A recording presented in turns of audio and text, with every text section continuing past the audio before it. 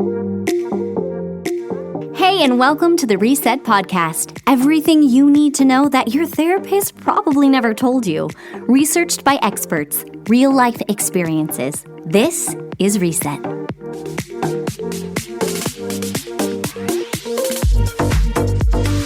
Today's episode is sponsored by us. I was so excited. I thought you had some news for me. I thought you thought that I found a sponsorship for us, and you won't believe this, but Psych. we've had so many inquiries that I'm just still combing through all of them. Yes. And so I decided just to sponsor this ourselves. So if you're in need of coaching, or you want to join a reset group and be part of a community, or needing a really good workbook or journal for anxiety and depression, well, check out the resetgroup.com, theresetgroup.com, where you'll find everything that we have, including free resources for performance anxiety, to how to create a mindset for athletes, couples, individuals. Everything is there. Please check it out. We've done a great job. Our boy Bryson Wood, who I totally recommend for anyone who needs a website.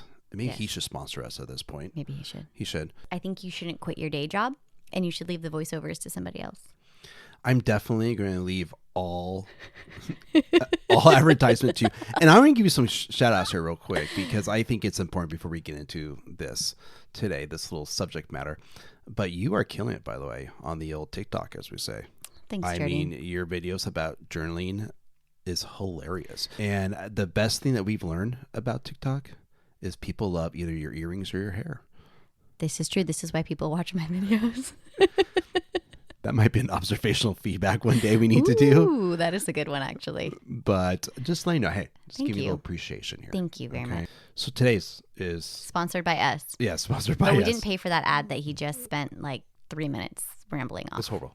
It was kind of nice to start off a little lighthearted, because we are going to get a little heavier today, huh? We are. And I think we're going to talk about something that could be hard to talk about. There's no way we could cover this subject matter completely. And, you know, we may even leave more questions to answers, Yeah. which is fine. And that's the case. We would love to hear from. Yeah, please you let guys. us know, because we can always do another episode on more questions But that how you have. can they do that? How can they reach out to us? Well, you can reach out. Oh my gosh, this is sponsored by us. You can reach out to us on our website. There is a contact form. You could reach out to us, joe@theresetgroup.com. You could reach out to us in our inbox and DM us on Instagram. So today's a good time for us to talk about this, because this is the month of mental health. It is. And I think a good statement that we need to talk about is how to help those who are hurting. For instance, when it comes to maybe if it's a friend who's maybe dealing with some mental health or mental illness issues, or a spouse, or if it's a coworker, or whatever it may be. Maybe it's even a child. Maybe you're a parent who's kind of just really suffering and walking through that pathway of having a child who's dealing with depression or anxiety or suicidal thoughts, things like that. How do we help them? And this is not therapy we're talking about today.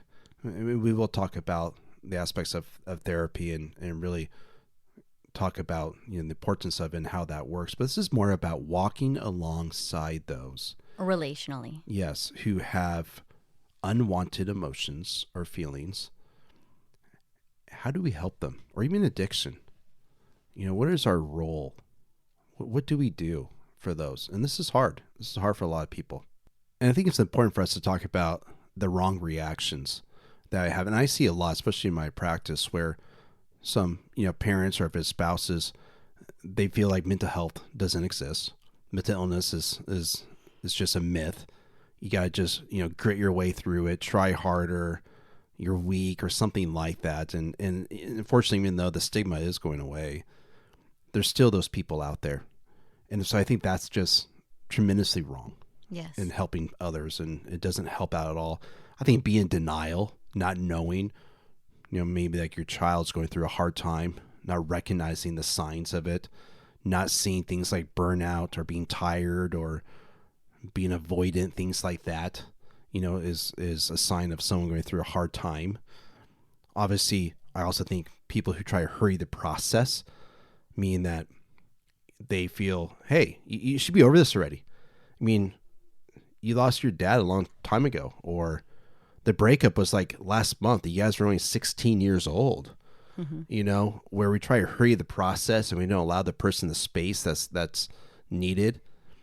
Obviously, there's the aspect of colluding, enabling. There's people who, unfortunately, would enable mental health, whether that's doing things for people to preserve their pain, meaning, allowing them to, if it's drinking, smoking, doing drugs at home, or if it's the aspect of not calling out behavior with love. Yeah. And having the right boundaries. And so I just think that there is some wrong ways that we see people respond to, because it's really difficult to deal with a loved one who's hurting and is suffering. And so, how does healing occur, if there's such a thing, especially when it comes to mental health? I think this is a hard one. Having experienced mental health issues in my own life, realizing that healing is a choice. And I had to finally get to the point where, what am I willing to do in order to get healthy, right? A lot of it takes discipline and obedience, but it also takes a community behind you. It took me a therapist. Yes, it took medication, at points. So I think the biggest thing for us to remember when we're on the other side, because now I have weathered mental health issues with other people, is that healing is their choice, not yours. So we have to completely come alongside them in the healing, but you have to remember that ultimately they have to want it. Which is right. Healing's a choice. I think we begin there. Healing's a choice and healing's a discipline. If someone doesn't want that healing, we can't force them. There's really rare things that we can say to start that process of healing. And people will convince themselves that more lectures or things like that would help them. Really just honesty in expressing the same truth and pointing to that direction where that is, if it's like rehab or therapy or breaking up with someone or something like that, is really important. Just make that consistent. But I think we need to really hear that healing is a choice and healing is a discipline for that person. That's where it begins. Often it reminds me of when I used to work with a nonprofit in Orange County where it was group homes. I think it's like level 12 group homes. And I remember during the training of it, and they said you're going to be working with these teenagers who are just high emotion, volatile, aggressive, violent at times. And they say what you're going to see is you're going to walk into a room, and they kind of picture this. You're going to walk into like their bedroom, for example, and they're going to be on the floor with their, hands over their knees and just head down and maybe weeping. And your first initial reaction is you want to cheer them up. And you're like, hey, bud, let's go outside. Let's go play basketball. Let's go get some ice cream. Let's just get them up. And that is the first wrong reaction. I remember to say, they said that's the first wrong reaction. The first reaction is you need to get down on the floor with them, put your hands on your knees, and just sit there with them. Meet them where they're at. I think that's so important. And that's hard because I think a lot of us, we want to elevate people, and that just doesn't happen emotionally. When someone's going through some downcasting or certain storms are coming in their life, is we have to learn is meet them where they're at. It's kind of like the old, scriptures about grieve with those who are grieving, celebrate those who are celebrating, be joyful those who are joyful. Is meeting them where they're at is so important to create an attunement, right, for them to feel like they're not alone. But really getting the foundation and beginnings of, are you ready to choose to heal? Are you ready to choose to be disciplined in this? And I just want to remind everybody that even hearing Joe speak, you might be like, that is so uncomfortable. And I agree. It can be really uncomfortable to just sit with someone and not say a word. And I know for me in my own healing process, the people who just took a chair and sat with me, it's almost like the house was burning down and they just burned with you in the fire, right? That means a lot. You show up and you're there. And of course, speak encouragement to them. That's going to come though. But it might be uncomfortable when you're trying to help someone at first. And I think one of the wrong things that I hear a lot too is people say, time will heal all wounds. Let's just, time with home. It's been so long. Here's the reality of it. Time does not heal. What you do during that time heals. The stewardship of what do you do during that time in which you need to heal for, like, are you going to journal? Are you going to seek counseling? Are you going to reach out? Are you going to connect? Are you going to start making small steps? Start exercising? Are you going to start disciplining your thoughts around a certain situation? Are you going to change your job? Are you going to change a relationship? Going to have boundaries in Right. certain areas. And so I think the time, and I want to make that clear, time is important because some things need time to heal. The statement's missing is what you do during that time matters most. Well, time doesn't matter. And I think a certain mindset matters too. I think the certain mindset of those who are helping, those who are hurting, is our job is not to cure, but to care. And really, it's just like with therapy is not a curing business. It's a caring business. I care for my clients. I care for those who are hurting, right? It's that connection point of the caring where the healing's there. And it's the same thing when it comes to if I was trying to help my child through a hard time, or even moments when you had difficult seasons, was how do I care for you during this time? It's not more of hurry up and overcome this. I can't believe you're still depressed about this. I can't believe you're still stressed out about this. That is not the pressure that we need to have during this time. It's more about how do we care for you and how do I help you care for yourself? Which is different though than, like you were saying earlier a little bit, when you're going through the wrong reactions because you don't want to enable behaviors. That's different than calling out behaviors though too, saying like, hey, that's not healthy for your mind how you're doing something in the healing process. I just want to say that too. Yeah, and I think that's a great point because I think something you got to talk about too is the fact is it is not insensitive for us to bring up emotional or mental issues in people's lives. I think that's something a lot of people walk on eggshells about and they don't know what to say or how to say it. The thing is bringing it up, whatever way you try, is better than not bringing it up at all. And it's not insensitive to ask people is, how are you feeling? How are you doing about this? How's therapy doing? Mm-hmm. Hey, you were hospitalized last week. Mm-hmm. What happened? Right. And I think so many of us, we keep that as those become secrets, right? We're all about your secrets or secrets are in life. And so those are questions that need to be asked. And it's not insensitive. The person may not want it. They might not like it. But that is their depression, their anxiety, or their mental health issues lying to them. This is the part of our show where we talk about our opinions on the things that we observe. Observe and then respond, don't worry, you cannot be wrong. It's all about the way that your mind works. Observation feedback. What happened tonight? You know what I'm talking about. That murderous scream that I heard during my session while I was deep into conversation with my client. That huge murderous scream was all over a loose tooth. Dun, dun, dun. A loose tooth. A loose tooth. So our daughter has her first loose tooth. We're eating, of all things, corn on the cob. We don't know that she has a loose tooth at this point. We as in me and the people sitting around the table. And she goes to bite into her corn. She's eating it and she just looks kind of off. And she's like, ow, my teeth really hurt. And I'm like, let me just look in your mouth. Take a little wiggle, I look at her teeth and I wiggle it. I'm like, oh, you have a loose tooth.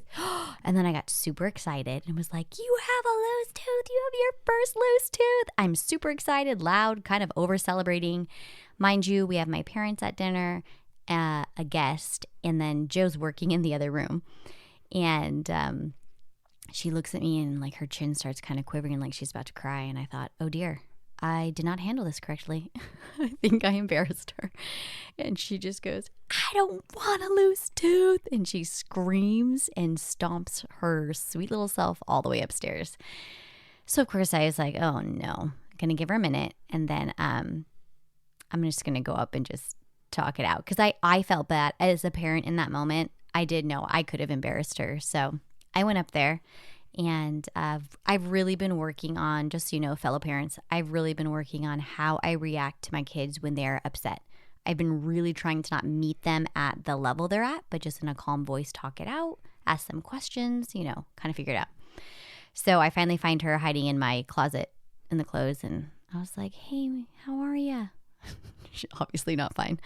And I was like, are you sad right now? And she nods her head. And I did ask her, like, hey, did mommy embarrass you? I felt like I overreacted. I was really excited about you losing a tooth. And she nodded her head yes. And then she's like, I don't want to lose tooth. I don't want to lose tooth. And so I finally got her to get out of the closet and just sit on my lap and hold her tight and just rock her. And it was really sweet. She looked up at me and she goes, Mom, am I 6 3/4? And I was like, yes, you are. She's like, I want to be 6 3/4 for forever. And she's just crying. I'm holding her. And I realized in that moment, like, this loose tooth is so much more than a loose tooth. So I just decided to, tell her it was okay to be sad. And, this does mean she's growing up, that, mom and dad were going to be there with her in this journey. And finally got her to kind of, process through this emotion. And then we looked in the mirror and showed her where the tooth was. And we came back downstairs. And that was what happened. That was a blood-curdling moment. We could have just dismissed this. And be like, get over it. It's just a loose tooth. You have like 15 of them. When, I don't know how many teeth people have. But this is just one of many. We're good. Here's my observation. Okay.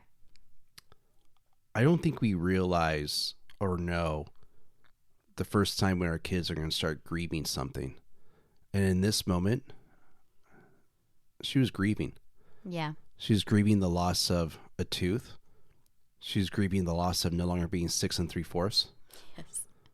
She was grieving changes, grieving maybe aspects of her body, pain, things like that. And she was sad, she said, to lose her cute itty bitty baby teeth. And they are very cute. I've seen them. And I think I say that because it's just so important as parents. And I think we've just done so well is to recognize these small moments, which is really what it is. It is grieving. It's grief. Mm-hmm. Is how we respond. We are laying down, and you're laying down the beginning foundations or the tracks to how to teach our children how to grieve things accordingly. You weep, you cry, you feel, you express, you connect. That's how you grieve something. And it's something so small as like this breadcrumb, as I like to call it. The breadcrumbs of life is really what matters, how we respond to it in life. This is a breadcrumb that I think easily, once again, as parents, we could just be like, dude, overreactor, honey, great actress. Where's your Emmy at or Oscar? And this is the moment you say, I'm going to meet you where you're at. Yeah. And I think that is huge. Even though I sat in my office in front of my computer about ready to just ground her for God knows what's happening. Well, you weren't sure what's happening. I didn't, but I knew she wasn't dying. We have enough adults in here. And I think we get to a point as parents where we know our kids, right? We know when they're overreacting to like a problem that really is like a level 2 and they're overreacting, right? And so I feel like I saw into her eyes though, like it was more than just I'm upset, and embarrassed. It was like, it's an encouragement to other parents out there too. Like, take the time to just look at your kids and kind of see what they need. And hopefully we're training her, we're really big on when you're feeling emotions, you got to process it out. So what are you feeling? And so we named it. She was sad and embarrassed. Okay. How are we going to cope? Well, mom's going to hold you. So that's touch. That's a coping skill. I'm going to hold you. I'm going to listen to you. I'm going to rock you. You're going to express how you feel. Express it. Yeah. And then connecting is another point of, going through emotions. And so we were connecting as a mother and daughter. So those are things for us as adults to remember too. So why not teach it to our kids right now? But it ended up being a sweet moment. But man, she was not having it. I don't know what's going to happen when the tooth actually comes out. Maybe we'll do another observational feedback moment for that. But right now we're good. Only in our family do we make a loose tooth a lesson. This the poor is kid how is like, you live with a therapist. I know. It's like the poor kid is like, I just have a loose tooth. Do we have to analyze this? Do we have to make this a lesson in life? And the yes, answer we is do. yes. Yes, we do. Yes. So everything can have an analogy and a metaphor. That's so true. Now back to the show. You got to recognize is that depression and anxiety lies to people. It tells them that no one cares. It tells them that maybe they're better off dead. It tells them that no one recognizes them, sees them, no one loves them. And so when we're helping those who are hurting, something that we're against is the lies of their pain and what the pain, how the pain's lying to them. And remember, pain oftentimes talks them out of the good and into the bad. And so you think to yourself, my gosh, this person keeps making wrong decisions after wrong decisions. Well, that's normal when people are going through hard times, especially mentally. It's because the pain convinces them out of what's good. If they knew it was good, they'd be better. But it's hard. Yeah, it can definitely be hard. So what are some situations that create mental health issues? Well, I think that's a good question, because I think that would be good for people to understand what are some precursors that could put people in a really hard spot mentally, or to a hard part emotionally. It's hard to even talk about it at times. It's very hard. A hard spot emotionally or mentally. Here's three circumstances or situations that I think we need to recognize that if we are in it, it could cause unhealthy or unwanted emotions, or if one of our loved ones are going through one of these or all, then expect for, if it's unresolved, that it could cause some clinical issues. The first one is when circumstances are uncontrollable. When you have no control, you feel helpless. If you feel helpless, unresolved helplessness leads to hopelessness, which then could lead to even like suicide ideation, things like that.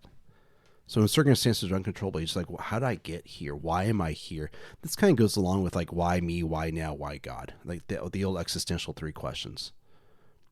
And you just feel like everything just goes wrong, and it's a punishment. You don't know why. The second circumstance is when people are unchangeable. We've all been in like situations of, if it's a professor or if it's a relationship, maybe it's a spouse, Parent, I was going to say, whatever it may be, a coworker, and you feel like the person, you tried all that you can. You're reading Boundaries. You're watching Dr. Phil. You're watching our TikToks. We're trying to teach any way we can to help you have better relationships. And you just realize this person's unchangeable and they're uncooperative, and you feel stuck in that relationship. And so when that occurs and it's unresolved, we do see depression, anxiety, worry. The third one is when problems are unexplainable, which is kind of the concept of just unexplainable pain. It could be from most intense aspect of just a cancer diagnosis to, maybe it's just a fact, I don't know why, I can't find a job. I go through all these job interviews. And so when circumstances are uncontrollable and people are unchangeable and problems are unexplainable, when you see one or all 3 of those occurring in someone's life and they're just having a really hard time resolving, it just stays unresolved, recognize this is probably the foundational aspect in which it will lead to difficult times for someone, difficult emotions and mental health concerns. Mm-hmm. And this happens a lot. We see it when people lose jobs, or they lose a loved one, or they, feel they're a victim to others. They feel trapped in relationships. They feel they can't occur, right? And this is what happens. Those are really the big 3. Is there others? Of course there are. But I think those 3 are huge to recognize and see that when someone is in that zone for too long, then they really need help. They need for you to get in there, and they need for you to care for them. Mm-hmm. And that is where, like you were saying before, we don't cure, we care. And that's where the care comes in, where we listen more than we talk. And, we have empathy over asking them a million questions, right? Just empathizing with them. And Joe, I know you've always said that empathy builds equity to influence others. So you kind of fill up this equity bucket of trust too, that you're giving them empathy. And coming from someone who definitely has grown in this area, but has some social anxiety, I know that it is so hard just to listen. And it can be so hard just to sit. Like I said earlier too, I feel like a lot of us with those quiet moments, we feel like we have to fill the space, right? With weird questions or trying to cheer them up, like we said earlier, but try as best as you can to just be still and silent and just show up and listen and be empathetic. Well, I think about how I believe there's, I always say is this cliche of like, emotions over content. And what that means, if you take an example of, let's say a friend of mine loses his job, right? And, that could be really hard for a man who's, that's the provider and, this is me about my role now in the family, things like that, is the wrong way to respond to that is the content of, why'd you lose your job? Why'd you do that? Let's start applying 5 jobs a day for 5 days a week. You start just naming all these solutions. Yeah. And I call that, you're just responding with content. You're responding to the content. What we really need and what they need from us is they need for us to respond to the emotion. You must be sad. It's got to be frustrated, maybe hurt, embarrassed. Maybe the fact is you feel lost now. Maybe there's confusion. Is how do we go from the brain and go 18 inches down to the heart and meet the person emotionally? And that's really is our job, is how do we get to the heart? How are we able to name what they feel? Because a lot of people going through hard times have a hard time putting words to emotions. And when we come in, they're able to name those emotions that they are feeling. We're not asking questions. We're going straight to their heart. And we're just observing and telling them what we're seeing or what we're feeling. And let me know what, we're there with you. Mm-hmm. Once again, we're sparking attunement. I'm one with you. And that's sufficient. And that's what we got to hear. That is it right there. I think about like in graduate school for a clinical program. The first class you ever take is something called Clinical Foundations 1. It's just a fancy word or fancy word for words for a class that means, can you just listen and tell the person what they're feeling? That's all it is. It's literally a class about empathy, because empathy is just a muscle we have to work out, right? It's not natured into us, it's nurtured into us, right? It's something we have to activate. Obviously, women versus men deal with it and handle it a lot easier and better and more natural than we are.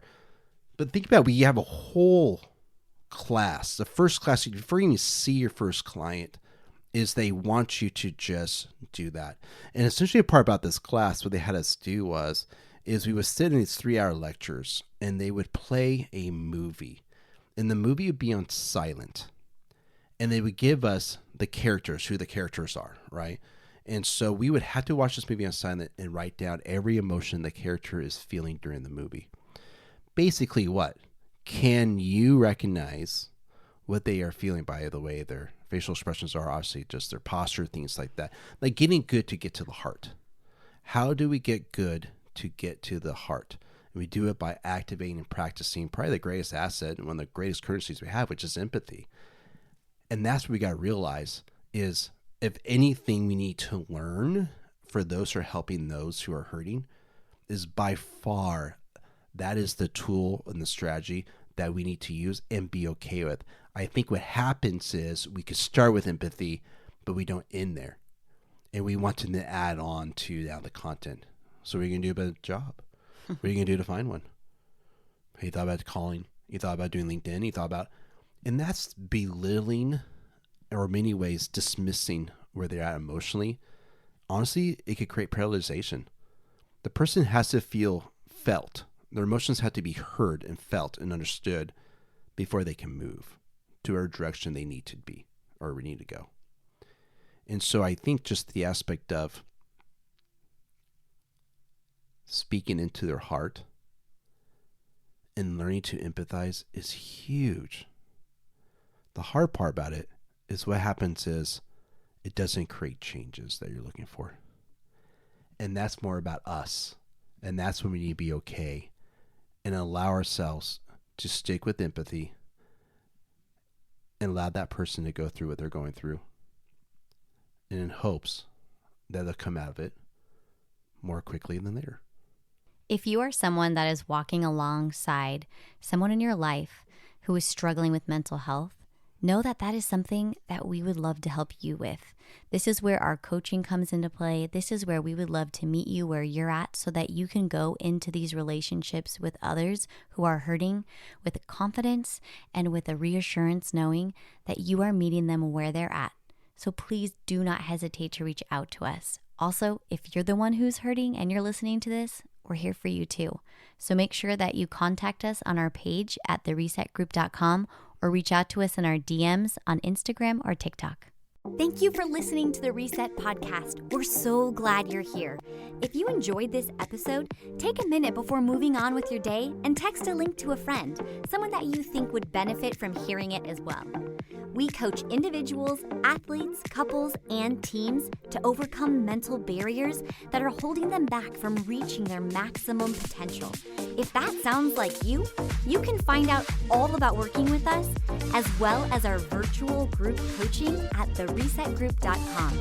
We would love to connect with you on social media, so be sure to follow us on Facebook, Instagram, or TikTok at The Reset Group. See you next time.